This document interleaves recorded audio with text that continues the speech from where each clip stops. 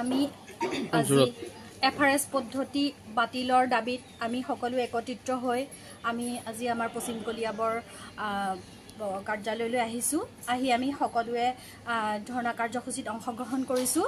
আমাৰ বহুখিনি অসুবিধা হয় এফআৰএছটো, কাৰণ এটা কথা হয় ধৰি লওক আমাৰ এফআৰএছৰ কাৰণে আমাৰ যিখন মানে আধাৰ কাৰ্ড আপডেট দিব লাগে, সেই আধাৰ কাৰ্ডটো আমাৰ অংগনবাদী কৰ্মীসকলৰ কাৰণে তেওঁলোকে আপডেট দিবলৈ মন নকৰে, যাৰ কাৰণে আমি আপডেট দিবলৈ ক'লেও তেখেতসকলে আমাৰ কথা মুঠতে গুৰুত্বই নিদিয়ে। কাৰণ আমি বাৰে বাৰে তেখেতসকলৰ ঘৰলৈ যাব লাগে, তেখেতসকলৰ ঘৰুৱা কাম বন থাকে, ল'ৰা ছোৱালী থাকে, তেওঁলোকক আমনি কৰোঁ। আমি কওঁ এনেকৈ থিয় হওকচোন, থিয় হ'বলৈ কওঁ, তেওঁলোকে বাৰে বাৰে আমাৰ কেপচাৰ নহয়। আমি ৰাতি 8টা বজা, 8টা নাই 9টা নাই, আমি যেতিয়াই তেতিয়াই যাব লাগে।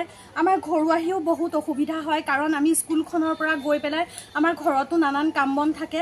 ঘৰৰ কাম বন এৰি পেলাই আমি 1 তাৰিখৰ বা 5 তাৰিখৰ ভিতৰত এই এফআৰএছখিনি আমি 100% কৰি দিব লাগে।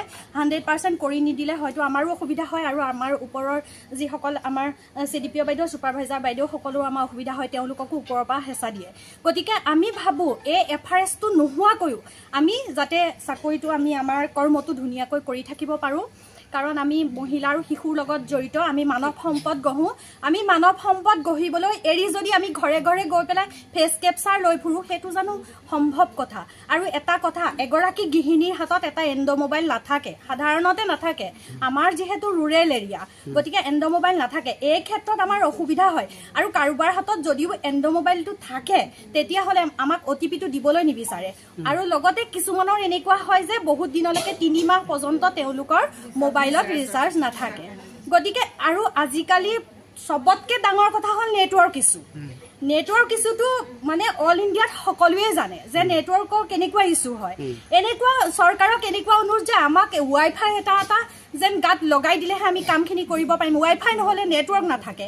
নেটৱৰ্কৰ সমস্যা হ'লে আমাৰ মানে কেনেধৰণৰ, কোনোবা সময়ত আমি ভাত দালি সিজাইছোঁ, হয়তো আমি গেছটো জ্বলাই পেলাইও আমি গুচি যাবলগীয়া হৈ যায়। আমাৰ ঘৰুৱাহী ক্ষেত্ৰত, আমাৰ সন্তান লালন পালনৰ ক্ষেত্ৰত আমাৰ বহুখিনি অসুবিধা হৈছে। কাৰণ আমি পইচা পাওঁ এইকেইটা পইচাৰে আমি কেনেকৈ এনেকৈ ইমান দেৰিলৈকে আমি কাম কৰিম আৰু কেনেধৰণে আমি কি কৰিম। গতিকে আপোনালোকক এই সংবাদ মাধ্যমৰ জৰিয়তে চৰকাৰক আমি অনুৰোধ জনাইছোঁ যে আমাৰ যাতে এফআৰএছ পদ্ধতিটো বাতিল কৰে।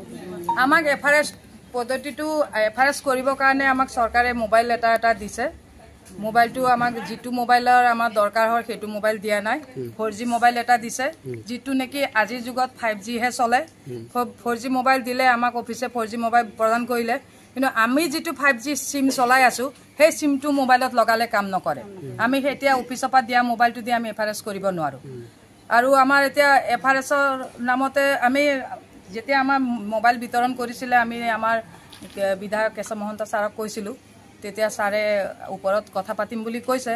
কিন্তু এবাৰ দিয়া মোবাইলটো আকৌ 500 বছৰ আগলৈতো নিদিয়েই, গতিকে মোবাইলটো দি আমি কাম কৰিব নোৱাৰোঁ। আৰু ইমান কামৰ বোজাৰ ওপৰত আমাক চৰকাৰে এটা আশ্বাস দিছিলে যে মাননিটো আমি অকণমান ধৰি দিম, বঢ়াই দিম, কিন্তু তেওঁ আমাৰ অসম চৰকাৰে এতিয়া 1500 টকা এটা বঢ়াই দিলে।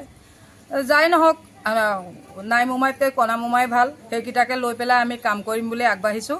আমি 12 ঘণ্টা কাম কৰিবলৈ আমি ৰাজি আছোঁ, কিন্তু আমাৰ যিখিনি দৰকাৰ, যাৱতীয় আমাক বস্তু লাগে, সেইখিনি চৰকাৰে আমাক যোগান ধৰক।